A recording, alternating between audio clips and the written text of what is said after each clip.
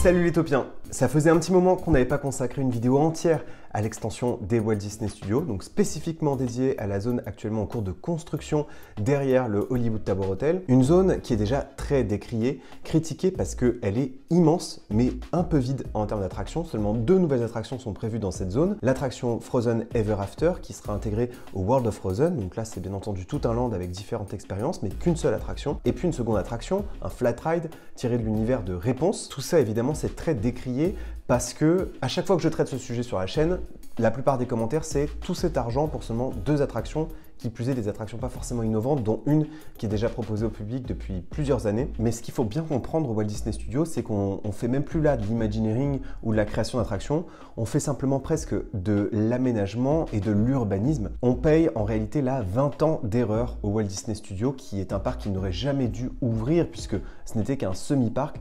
Et ce qui se passe en fait aujourd'hui dans le parc, y compris même dans les zones déjà existantes, c'est simplement qu'il y a un réaménagement et que c'est tout simplement aussi la fin de la construction du parc. Le parc va enfin avoir la taille qu'il aurait dû avoir dès le départ. Et donc pour les Imagineers, il y a surtout une volonté aussi de faciliter la pratique pour les visiteurs, pour se repérer dans les landes, d'apporter un peu de profondeur au parc, un peu de symétrie visuelle, rajouter des atmosphères. Donc oui, c'est beaucoup d'aménagement, mais il fallait un jour que la Walt Disney Company prenne la décision de terminer ce parc. Et bien sûr que c'est frustrant parce que tout cet argent en réalité aurait pu servir à la construction de nouvelles attractions. Mais pendant des années, des nouvelles attractions ont été installées au Walt Disney Studios, mais trop approchées de l'entrée, souvent des attractions à petit budget, donc avec des mini-lands. Il y a tout simplement une volonté ici de faire en sorte que le Walt Disney Studios ressemble enfin à un vrai parc à thème. Donc voilà l'explication, parce que je voulais quand même répondre à ces commentaires. Bien sûr que c'est très frustrant, mais en réalité je suis quand même très attaché à ce nouveau design des Walt Disney Studios, donc c'est-à-dire l'installation de ce nouveau lac qui permettra de desservir les différents lands. Il y aura aussi l'ajout d'une zone de restauration, puisqu'il y a très peu de zones de restauration au Walt Disney Studios. C'est le fameux restaurant Art Nouveau.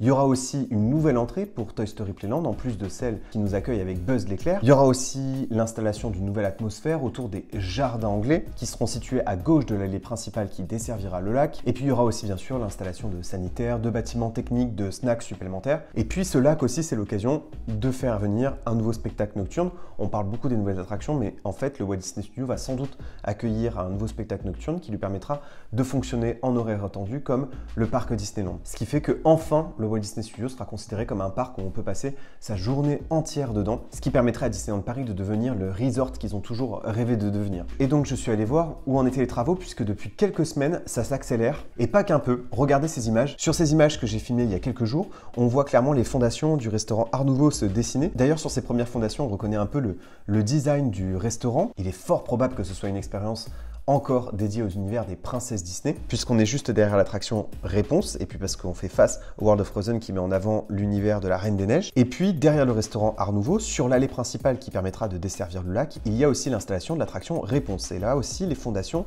sont arrivées. Ça faisait quelques temps que le chantier semblait stagner, et en quelques semaines, il a fortement accéléré. Et on devine donc les installations de ce flat ride. Donc pour rappel, c'est une attraction type TAS, mais avec les gondoles de la scène emblématique de Réponse, la fameuse musique I See a Light. Et donc c'est cette scène-là qu'on va revivre, sans doute sur la musique principale du film. Et puis en face, bien sûr, c'est le World of Frozen. Et là, on voit que les échafaudages s'élèvent sur une sorte de tourelle. Cette tourelle qui fait vraiment face à l'entrée du Walt Disney Studios, c'est l'endroit par lequel on entre dans l'attraction. Ce qu'il faut bien comprendre, c'est que cette entrée, elle sera aussi située en contrebas du palais de glace de Elsa. Ça veut dire que lorsque vous entrerez dans le Walt Disney Studios, quand le World of Frozen sera ouvert, vous ne verrez plus ces façades mochissimes en perspective forcée là, qui étaient juste en face. Vous verrez en fait une montagne avec le palais de glace dès l'entrée du Walt Disney Studios. Je ne sais pas si vous vous rendez compte comment ça va changer le Walt Disney Studios et comment ça va apporter une sorte de perspective. Et c'est quand même un nouveau point de chute qu'on peut avoir aussi bien sûr à Disneyland Paris lorsqu'on traverse Main Street. C'est un effet que j'ai très hâte de découvrir en vrai. Et puis les échafaudages sont aussi descendus sur le côté, au niveau de la boutique de produits dérivés et aussi au niveau de l'entrée qui permettra de rejoindre Anna et Elsa dans le château d'Arendelle. Lui aussi toujours en cours de construction, dont on devine les fondations sur la droite. Et puis vous avez bien sûr aussi l'immense show building qui accueillera l'attraction Frozen Ever After. Et pour rappel, ce show building sera bientôt camouflé par la montagne, qui dessinera désormais une grande partie du paysage des Walt Disney Studios. Et il y a quelques temps, on parlait d'ailleurs du réaménagement du Walt Disney Studios. En ce moment, c'est en plein travaux, il y a des palissades absolument partout. Et vous avez aussi ces fameuses façades, donc en perspective forcée, qui étaient sur le côté au niveau du Hollywood Tower Hotel. Ces deux dernières façades vont être supprimées, puisque désormais, vous le savez, cette allée sera une sorte de promenade dans une atmosphère qui va tantôt mêler les jardins anglais, les jardins de Toy Story, les jardins du restaurant Art Nouveau, jusqu'aux jardins qui mèneront au World of Frozen. Et donc ces façades un peu hollywoodiennes qui rappellent le premier thème du Walt Disney Studios vont bientôt disparaître, et ça dans quelques jours. Et ce que je vous propose maintenant, c'est de prendre un peu de hauteur, puisque DLP Works m'a gentiment envoyé les images aériennes qu'ils ont pu photographier il y a de ça quelques jours dans le ciel de Disneyland Paris. C'était le 13 février, un survol du Walt Disney Studio qui permet d'apprendre encore plus de choses que lorsque vous faites les parachutes. Alors d'ailleurs, première chose, une nouveauté qui approche très bientôt, c'est bien sûr le spectacle dédié à l'univers de Alice au Pays des Merveilles, dont la scène a déjà été installée au niveau de l'ancien moteur Action. Ils ont conservé le décor emblématique, mais ils ont créé un nouveau décor beaucoup plus proche de la scène. Ils avaient fait ça d'ailleurs pour des soirées privées comme Disney Love Jazz. Ils avaient créé une scène qui était un peu plus proche des gradins.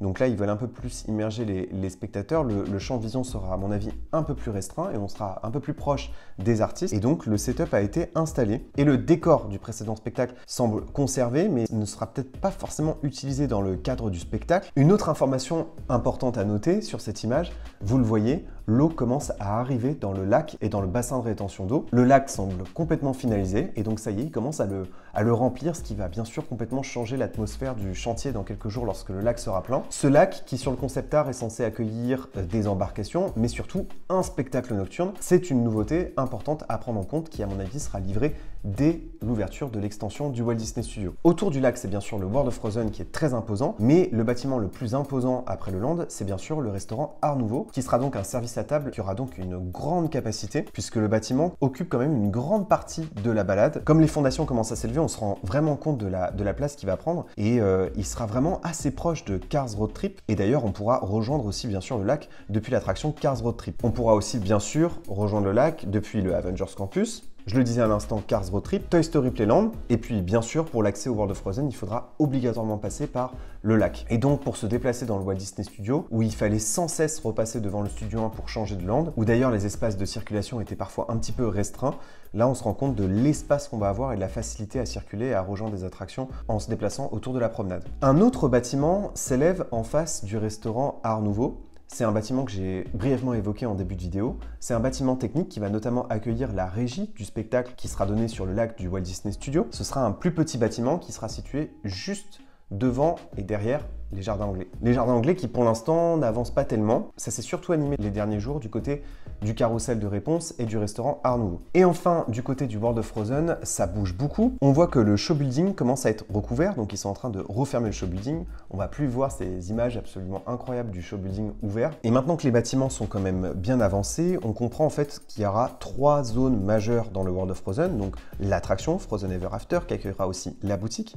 Vous avez un plus petit bâtiment sur la droite qui sera en fait l'espace de restauration majeur du land. Il ne faut pas oublier qu'ils vont aussi rajouter de l'eau en contrebas du château. Ils vont bientôt, à mon avis, ouvrir cette zone-là aussi à l'eau. Et puis pour se plonger dans la nouvelle thématique des Walt Disney Studios et pour laisser le champ libre au palais de glace de Elsa, les fameux 2 façades qui sont situées à proximité du Hollywood Tower Hotel vont bientôt être démontées pour s'éloigner du thème hollywoodien et puis pour se rapprocher de l'atmosphère de la balade autour du lac. Voilà pour cette vidéo 100% consacrée à l'extension des Walt Disney Studios. Après quelques semaines, voire quelques mois un peu d'ennui sur ce chantier, d'un seul coup, les choses se sont un peu accélérées et ça a repris de plus belle.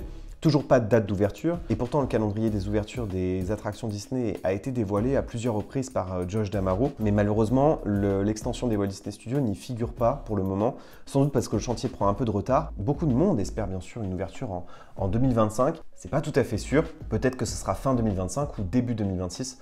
On croise les doigts, mais cette extension, qui n'est pas une exclusivité du parc Walt Disney Studios, peut se visiter à Hong Kong Disneyland par exemple, où le World of Frozen a déjà ouvert sous une version assez proche d'une autre. Il y aura aussi une autre attraction Frozen dans l'extension Fantasy Springs qui va ouvrir dans quelques semaines à Tokyo Disney Sea. Et puis sinon, vous pouvez toujours aller à Epcot pour aller faire Frozen Ever After, qui est donc une attraction qui existe déjà depuis plusieurs années dans le pavillon norvégien. Voilà, j'espère que cette vidéo vous a plu. N'oubliez pas que vos rêves sont éternels. Bye!